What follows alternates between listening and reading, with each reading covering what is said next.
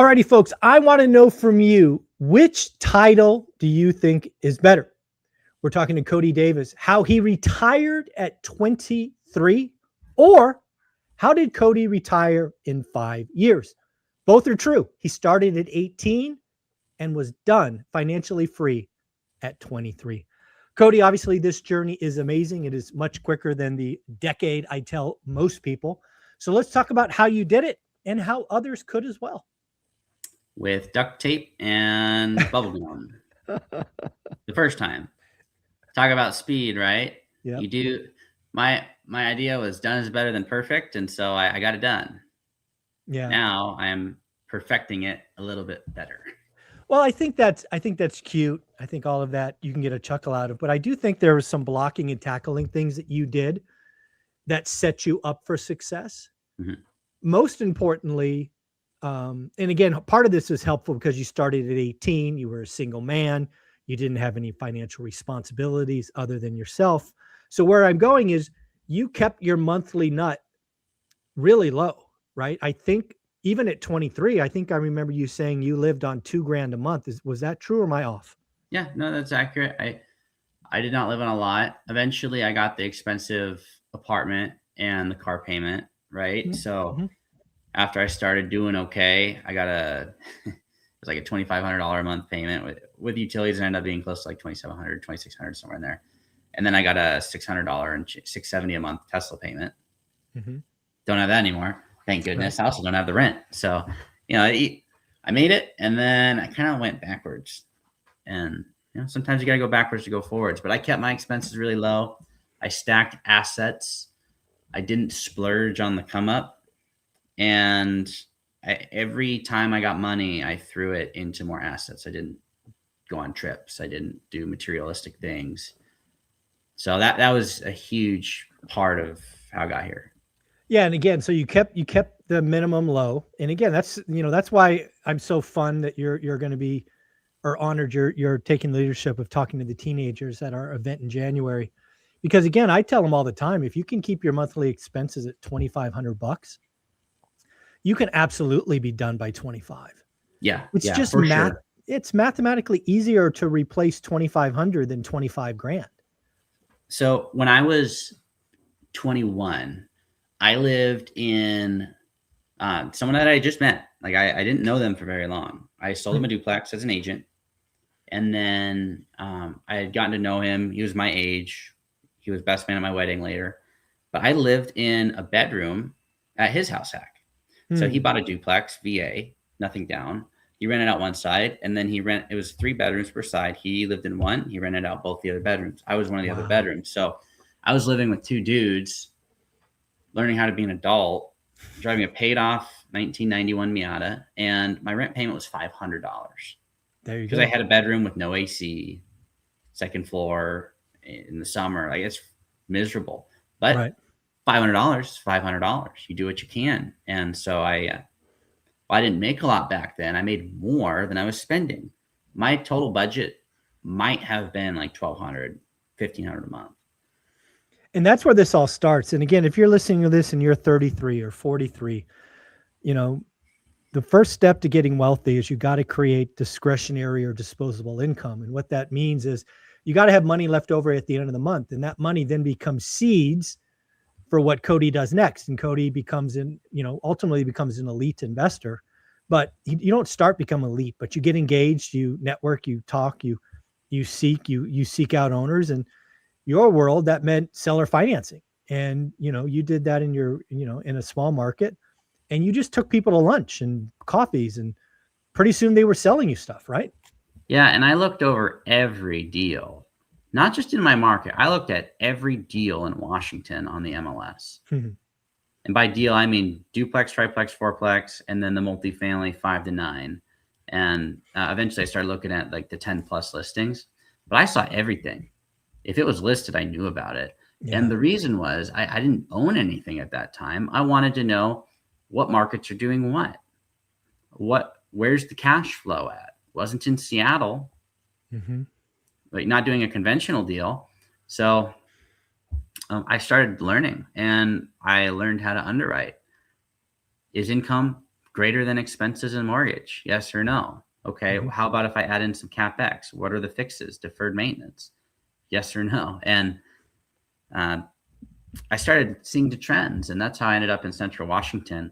When I got started, you could buy stuff here. Granted, they were dumps, but you could buy them at 10 caps, 12 Hmm. caps. And I didn't qualify for the 3% mortgages, and neither did these buildings. Right. They So wouldn't have financed. Yeah. They're not yeah, so financed. they were seller financeable, and so I was borrowing at 6, earning 10 to 12, and that's how I was able to buy stuff, zero money down.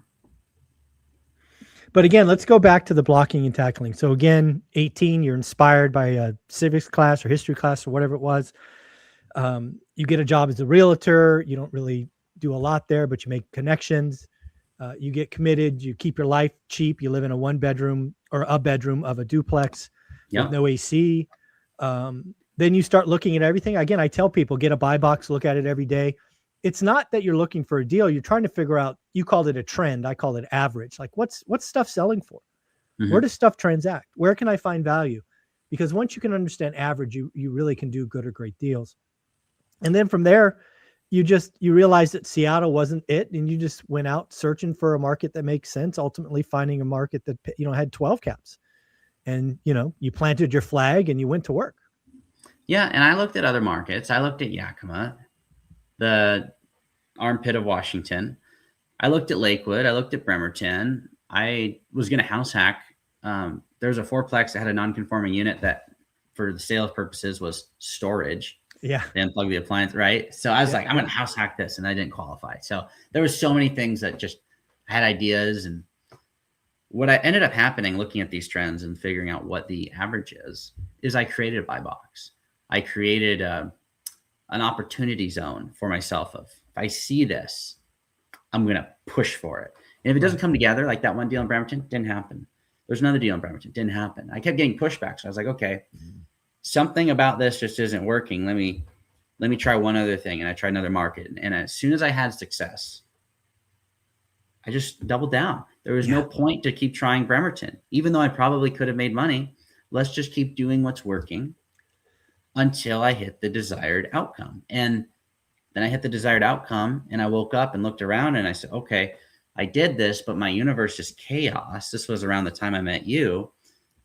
And from some productive conversations, I turned that ship around, and now I still have the assets, and it's a little bit less chaotic. A lot less chaotic. Again, I want to just highlight, this is all repeatable, folks. Cody is special. His brain works a lot quicker than most of us, but there's nothing he did that's hard. There's nothing that's Cody specific.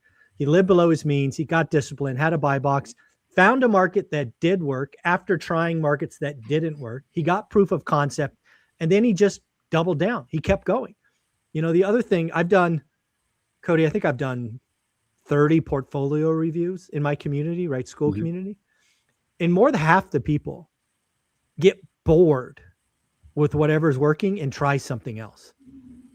And that's a recipe for disaster. Now, I know you have what I'll call a similar story, right? You were crushing it, and then this hotel or motel or whatever it was came across your plate, and you took a swing at that as well. That I think you can admit that was a mistake. Yes? No? That was definitely a mistake. And I wish I wouldn't have. But the thing is, I like to think about it as I put myself in a position where I could learn what all these disciplines are about. I don't have to take it at face value. I learned it. Now, I would encourage people to take it at face value. Like, you don't have to do this. But now I have a real understanding. It's like, this is why it works. And when people give me flack on the internet, I can be like, oh, okay. I don't even have to argue with them because I just know I'm right. I've been there. Right. And, I'm definitely not right about everything. I get a lot of things wrong, but I get to learn from them. Should I have lost $1 million to learn that lesson? Probably not. Did I? Yes. Yeah. Losing $1 million is fun for no one, and losing it at 24 is really not fun, I'm sure. But again, it is so amazing to think you were inspired by a high school class at 18, and by 23 you were financially free. And the other thing that's impressive for me is you didn't rest on your laurels. In fact, this might be a reach for some people, but I like golf, so it resonates with me. You were kind of like Tiger Woods. What do I mean by that? I don't know if you guys know this, but there was a time Tiger Woods was winning tournaments, and he went on record saying he was going to change, he was going to completely rebuild his swing. And he didn't win another tournament for like 16 months because he was rebuilding his swing. But once he came back from that, he went on a historic run, winning like 4 majors in a row called the Tiger Slam. This is what I see you doing is you got to the finish line, you were good, but you looked at what you had and like, hey, I need to go, your words, go backwards just a little bit so that my foundation in future is brighter. And now you can just crush it with a lot less risk. Because the thing that you built initially was, I'll say it, risky. And now what you're on is just, it's rock solid. Yeah, and risk is going to be different than what most people think, right? My risk wasn't necessarily most of the deals themselves. The risk was the fact that I had partners on everything. Mm-hmm. And you could do a great deal with the wrong person, not a bad person, just the wrong person. And time, wrong it situation. Doesn't work. Yeah. And you could do a bad deal with an excellent operator, and it could actually turn the deal around. Sure. But it's still hard. So the people you're working with or everything, the problem is the person that your partner is today, like, it could have a 180 tomorrow. They could have their spouse completely like paralyzed from an accident, and now they can't devote any attention to the deal. Correct. Right. And now you lose your money. So I had to turn that around, and that's where most of the risk was. I agree. And also I was buying stuff, truly no money down. And some of it was hard money. I borrowed, at one point I had $1.1 million at 18%. I had $1.1 million at 18. Nice. Yeah. Great. Right. I bought a deal for $373. This is one of my prouder negotiations, but I would never do it again. Bought it for $373. I got a loan on it basically at origination for $650, and it still made the payment. So that was cool. And that was at 12% or 13.5%. It was something stupid. And I was just doing those deals because I could, and I could get to the finish line, but it doesn't make it smart, right? Right. The market could have gotten worse. Sure. There's a saying, I saw it on Instagram when a guy, he was at the slot tables and he was like, time to get even or get even worse. Exactly. And I'm like, it could have gotten even worse, right? It didn't have to just go bad and then get better. So, learn from those lessons, always build off of cash flow. Yeah. Don't do negative cash flowing situation. It's not worth having an alligator. No alligators.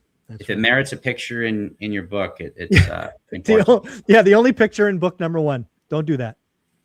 That's fine. And so for those who are getting started, you got to keep your disposable income up, keep your expenses down, stack for another day. And when you see an opportunity that fits what you're looking to do, go. Don't just sit on your hands. You actually have to do the thing. And one thing that I will say I'm proud of is, while I didn't have all the answers and I didn't do everything perfectly, I did it.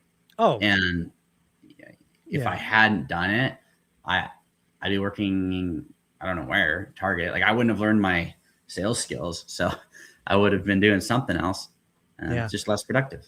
Yeah, there's no question what you've accomplished. And hopefully you've not taken any offense to any of this. I think what you have accomplished, and now with your lovely wife, Ashley, is truly legendary, amazing. You're going to be an inspiration for decades to come, because your story will always begin with, 18-year-old in a high school class, then retire, financially at 23. I just can't wait to see you at 33, right? A decade after financial freedom. What you, Ashley, and hopefully, knock on woods, by then, a couple of kids, what you guys are doing by then, you're gonna make Olivia and I look tiny. It's gonna be fun for me to watch.